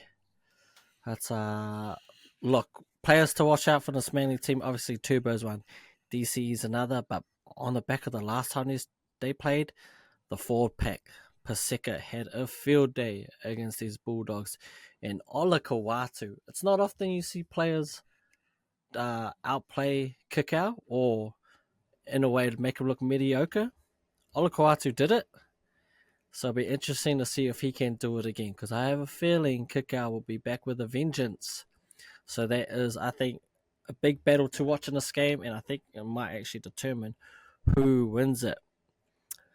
I don't see many other changes in this Manly Sea Eagles team than what they haven't already been putting out. Ruben Garrick, that had to be one of the best defensive games I've seen from a centre outside the likes of a Stags, of a Critter, of a Manu, who are known for their defence. That performance he put on to hold Cherry from breaking the line multiple times. But again, that was 2 weeks ago. Can they do it again? The biggest questions are from these Bulldogs. They had 5 weeks of amazing footy, followed by 2 weeks of where they just look like they didn't show up. A team that looks like they've got nothing left in the tank, but they have to live. The crowd will no doubt be on their side. I'm assuming that stadium's going to be packed out with Bulldogs fans. It's just, can they lift to the occasion? Obviously, there was a bit of bad news around Josh Adokar, who stood himself down. Not too sure really what happened there with the police stop. More info to come, but it's not looking good from all accounts. There's potential that his contract could get terminated, but I think they will be hinging on what happens with the return of his second drug test. So more information to come on that whānau. He is a big loss, no doubt about it. The Fox not being there, but he's replaced by Gerald Skelton, who is going to the West Tigers next year. So this might be his one and only shot in the playoffs, because that's definitely not happening next year. But look, you got the likes of Connor Tracy, Kurez, Skelton, the wingers, Cherry and Critter. I do think Critter will have a big game. I felt the one thing they lacked when they played 2 weeks ago is that they didn't go to Critter enough. They went to Sherry's side. I feel as though they should go to Critter. Hopefully, get him more early ball. He's a big game player. He makes something out of nothing. So yes, it'll be interesting to see. But look, the loss of Kurt Mann's been bigger than I thought. Salmon just isn't in that lock, and we don't really have an answer off the bench. Bailey Hayward, he's good, but he's a little bit small. Curtis Morin, I love the way he plays. He gets some good leg drive for such a small player, but he's small as well. You got Josh Curran, who's really our only threat off the bench. Harry Hayes, I think, is still a bit young and too green. We've been saying it all year. Everyone's been saying about Bulldogs. A forward short, and I think it might finally come back to bite them. And what is looking like it could potentially be the last game of the season. If it is, still pretty proud of the boys. Going to the TAB now, and out of all the games, according to the TAB, this is due to be the closest one. They have Manly Sea Eagles as the favourite, paying $1.87 to the Bulldogs, slightly behind at $1.95. Where did it go? Where did it go? The line is only at 1.5. Shows you how evenly matched they think these two teams are. Winning margins for the Bulldogs 1 to 12 is $3.05. 13 plus is $4.40. For Manly, 1 to 12 is $2.95, and 13 plus is $3.90. The bet I have here is for Manly to win, just a straight victory. Turbo to be anytime try scorer, along with Lehi Hopuari, as well as Bonchan Cherry, and Critter to be the first time try scorer, or to be the first try scorer in this game. Hopefully set the crowd alight. Put a little $10 bet on their whānau, you have the potential to get $4,012.30. So that's how I see it. I do see the Bulldog season coming to the end, unfortunately. I think Manly just have a little bit too much, and on the back of two straight not great performance, I just don't see how we can turn it around in that small amount of time. So that's what I got. What do you boys have for this game?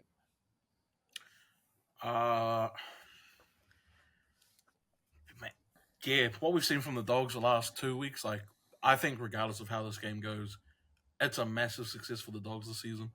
As much as I want to hate them, but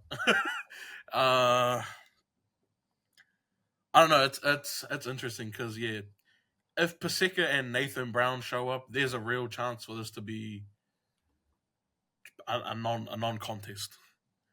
It's also a little bit, Teddy. Oh, sorry, not Teddy. Turbo. Like how good is he gonna be with that AC joint? And then man, Skelton, Skelton on the wing. It's a little bit. I'd be a little bit nervous because, like how you said, I think it might have been last week or the week before. You said his defense isn't necessarily the best. The edge he's playing on, they torched that side. So, man, I might look at Manly 13 plus. What have you got, Ra? Yeah, I've got Manly 13 plus, unfortunately. I try to go Bulldogs, man. Then I looked at the team lists, and I just went 1 through 13. Most of those go to Manly. And then I went on the bench, and I was like, yeah, I got to give it to Manly, man. It's tough to say because the Bulldogs have had a great season. But outside of Crichton and Burton, you can't really tell me the Bulldogs win too many of those positional matchups when you're looking at, and Mahoney, sorry.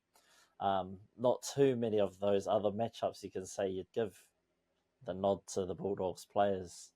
Olakau'atu or Kiko. I mean, look what Olakau'atu did in the last game. And I'm a big Olakau'atu fan too, man. He's a dog. And then you got Captain 10-minute Jake Travojevic, who played 10 minutes at Origin and throughout all three games. And Matt Locke, pretty solid, man. And you've got Jamin, whose last name's a fish. Bruh. He'd be swimming in DMs. That's all he'd be doing. Yeah. I mean, Bulldogs can still pull anything off. That's what they've done all season. They've pulled anything off. But yeah, I'm looking at Manly 13 plus. And you know what? Luke Brooks has a game. He has a game. It makes Tigers fans realise that fuck, we're shit. But anyway, over to our segment Big Plays and Paydays, brought to you by Not More Team. This time we are brought to you by, you know what?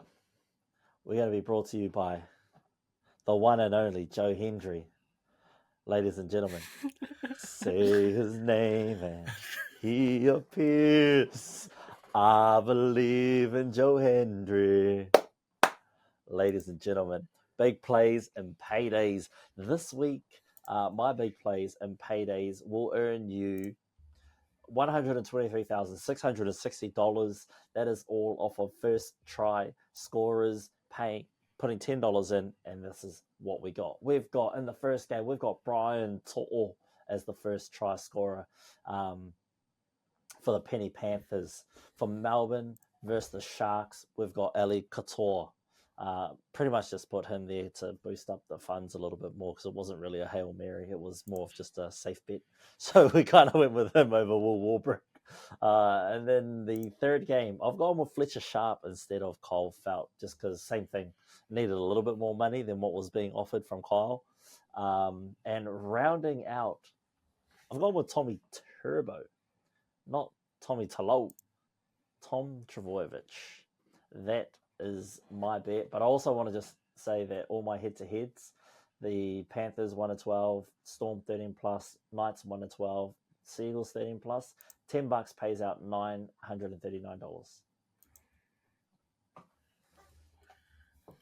Not bad. I believe in Joe Hendry.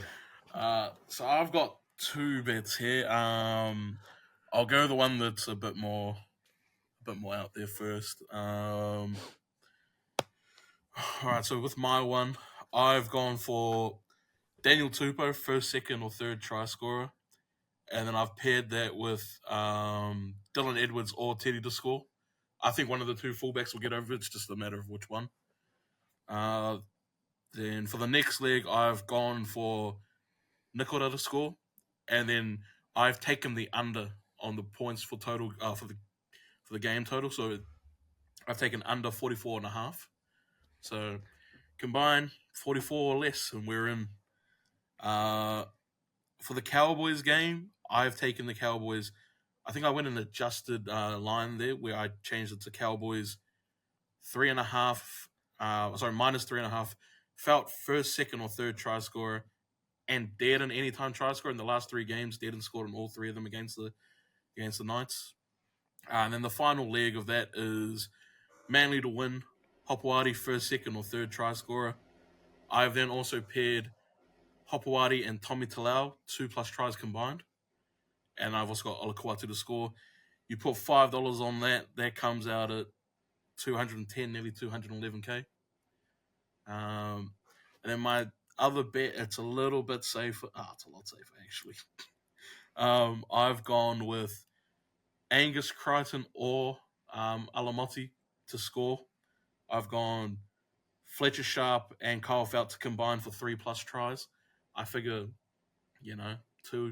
one can score two, the other one might get one. They're both pretty good chances for a hat trick as well if either team gets on top. And then I've gone Hopewadi, 2+ tries, and Turbo anytime try scorer. That, if you chuck $5 on it, pays out at 800, basically 880. So those are my two bets for the week. What have you got, Sue? Not bad. I've kept my tradition, or my new tradition, which I've done in like the last 3 weeks, I think, of first try scorer. Seems to pay out quite a bit on his paydays, is it? So Big plays and paydays. Big plays and paydays. And first time try scorer is the way to go, Fano.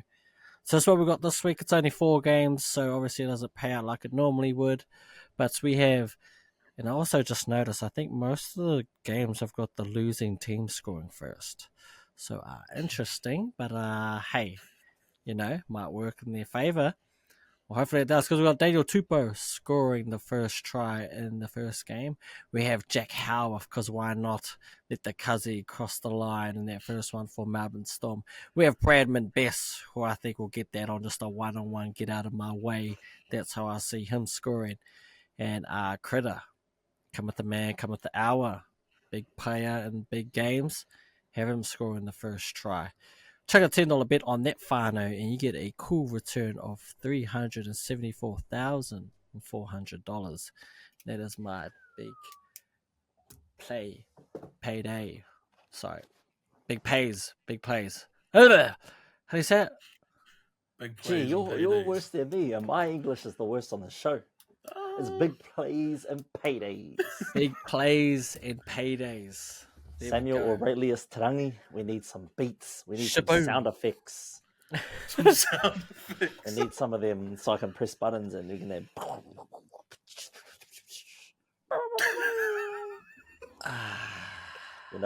Come on, Samuel Aurelius Tarangi. Hey, man.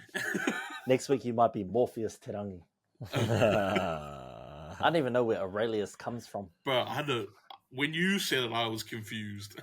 I think it's like the Latin derivative of Morpheus. I'm just making shit up now. Rolls I off think the it's time tongue. to wrap it up. Rolls off the tongue.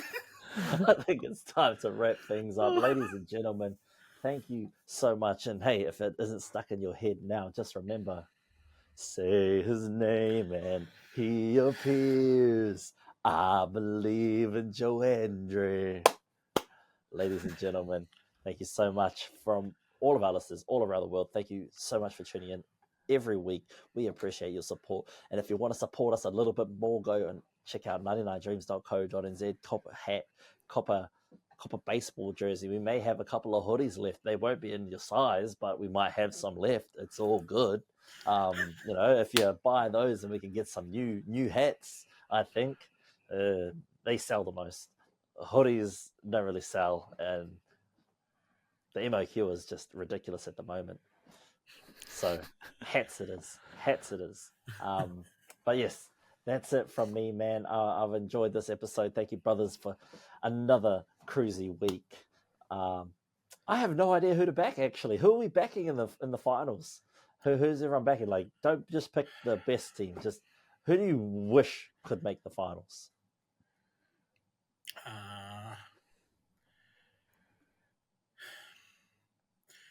I really enjoy watching this team play when they're on, but it's the inconsistency that's a little tough.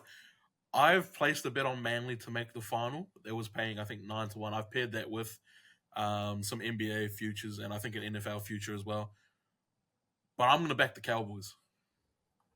Oh, okay. I like that. Dead in last year when we were chasing a half, he was the one that I wanted us to chuck the mill at rather than Jerome, because I thought Dearden was still super young. He could also play 7, and I felt like 7 was the tougher position to find. So I'm taking the Cowboys. If they can defend, they have a chance. Nice. I'm actually going on the opposite side of the field. I'm going with the Knights. Not just to go at you. I can't pick the Roosters. I don't want to. I'm not picking the Storm. They just humiliated us last week. The Bulldogs, I can't pick them because they were winning the game and then Burton kicks a field goal anyway. It had nothing, there was no weight on that kick. He just kicked it just to say, fuck you. I don't really like Manly, but there's some good players I like in Manly. Who else is playing? Panthers, I guess that's the popular choice, and Storm's a popular choice. And who actually is a Sharks fan? So that's why I'm going with the Knights. Probably going to get bounced in week 1, but hey, I have a new team next week. I mean, obviously the Bulldogs for me.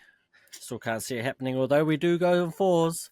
The fairy says, I think 94 we made the final loss. Oh, well, both. 04 made the finals 1. 14 made the finals lost, so it is 24.